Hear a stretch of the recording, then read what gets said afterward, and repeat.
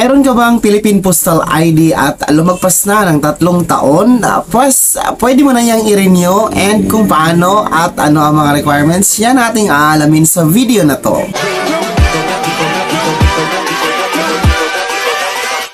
Hold up.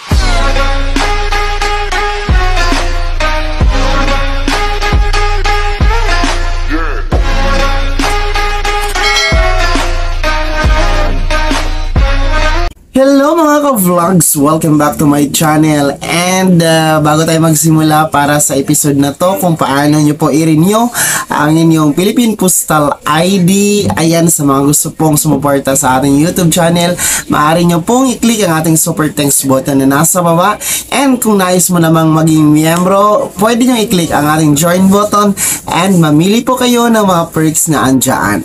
So since ang Postal ID mga ka-vlogs ay isa sa mga madaling kunin na valid ID dito sa Pilipinas, and maaari natin itong gamitin sa ating mga transaksyon gaya sa bangko at iba pang mga transaksyon na kinakailangan natin ng valid ID. So kung meron ka pong existing na Postal ID at ito ay lumagpas na ng 3 taon, kasi 3 years lang ang validity nito, ay nararapat mo na itong i-renew mga ka-vlogs. Simple lamang ang mga requirements para i-renew ang ating Postal ID. Una po dyan ay kinakailangan po natin ng 2 kopya ng ating accomplished application form.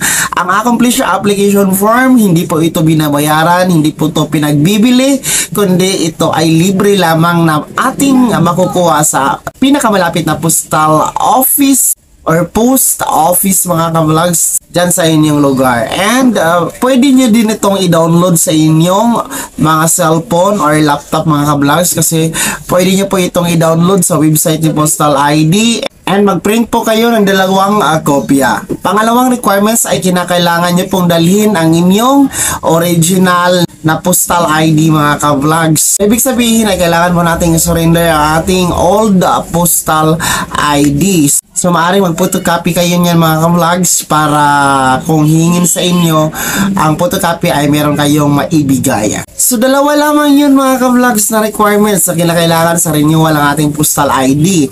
Pero kung meron pong tinatawag natin na change in biographic data, halimbawa po nito ay sa yung old Postal ID ay single pa po kayo, ang ating mga kababaihan, and sa pag-renew nyo ay nais nyo nang gamitin ang last name or apelyido ng inyong mister, ayan, mag-present lamang kayo ng PSA birth certificate and PSA marriage certificate mga ka-vlogs. And para naman sa mga magpapalit ng address, ayan, of course, change in biographic address mga ka-vlogs, ay kinakailangan nyo pong magdala din ng barangay certification na nagpapatunay na iba na yung address na gagamitin nyo dito sa inyong renewal ng Postal ID.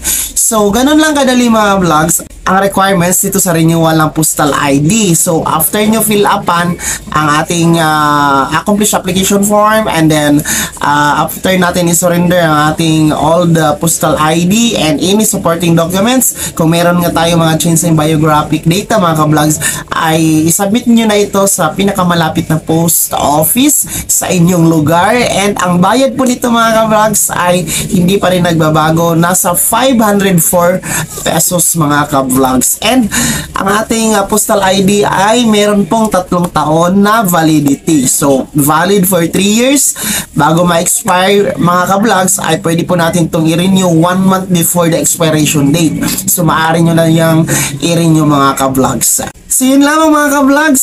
And sana naging gabay ang video na to and natulungan kayo, lalong-lalo na sa ating mga ka-vlogs dyan na wala pang valid ID. Ayan, pinakamadali pong kunin ang Postal ID mga ka-vlogs. Kung hindi ka pa nakasubscribe sa aking YouTube channel, inaanyayahan kitang i-click mo na ang subscribe button na nasa baba, and wag mong kaligtaang i-turn on ang notification bell, ilagay mo sa all para naman updated ka sa mga bagong videos na i-upload ko. And kung nagustuhan mo ang video na to, paki-like mga ka-vlogs. Kung meron ka pang mga katanungan, maaari nyong i-komento sa comment section na nasa baba, and i-like and follow nyo na din po ang ating official Facebook page na nasa screen nyo. Muli po ito si Daniel Timpawa na nagsasabing kung tunay kang kaibigan, please, pautang naman dyan. Bye-bye!